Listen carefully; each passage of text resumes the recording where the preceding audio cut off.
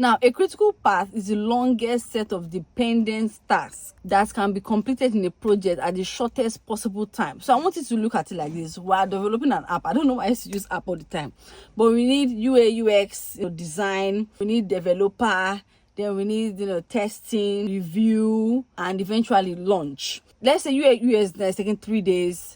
Developer is taking 3 days, testing is taking 3 days, review is taking 3 days. All these days together is equal, maybe let's say 3 times 4, 12 days in total. So we're supposed to launch on day 13. Now, training is taking 3 days. I want you to look at it like this. Training is dependent on development, because after developing the app, then we start looking for training materials and things like that. In part 1, we have UI UX design, development, testing, review, and launch. In part 2, we have UI UX design, development, testing, training. Now, the critical part in this project is part 1. If one of those activities is delayed, meaning that all the overall project is going to be delayed. So as a project manager, you need to know and find out the critical parts in a project. Critical parts in a project are set of dependencies that are following each other. That if one of them should not work as planned, or if one of them get delayed,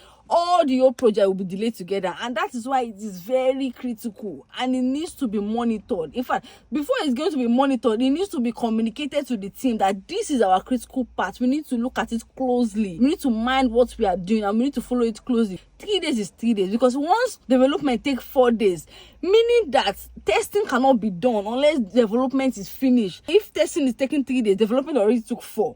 Now, testing needs to wait, and then we cannot launch on the 13th day. We have to now launch on the 14th day. That has mean the project was not delivered on time, and the project is already delayed. In every project, there's what we call critical parts, and this critical part needs to be really monitored. Let me tell you something about float. A float is a task that is allowed to be delayed. For example, now, if you look at part 2, that training can be delayed because it's dependent on development. I mean, after development, you still got review, you still got other things that are backing it up. So a float is a kind of task that even if it's 3 days, it can be 4 days, it can be 5, and the project is still going to go as planned. So those are kind of activities we call floats, or sometimes we call them slack.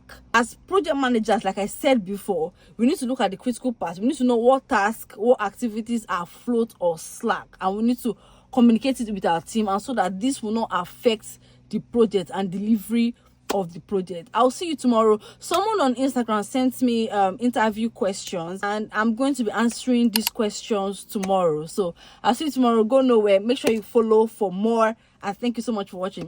Bye bye.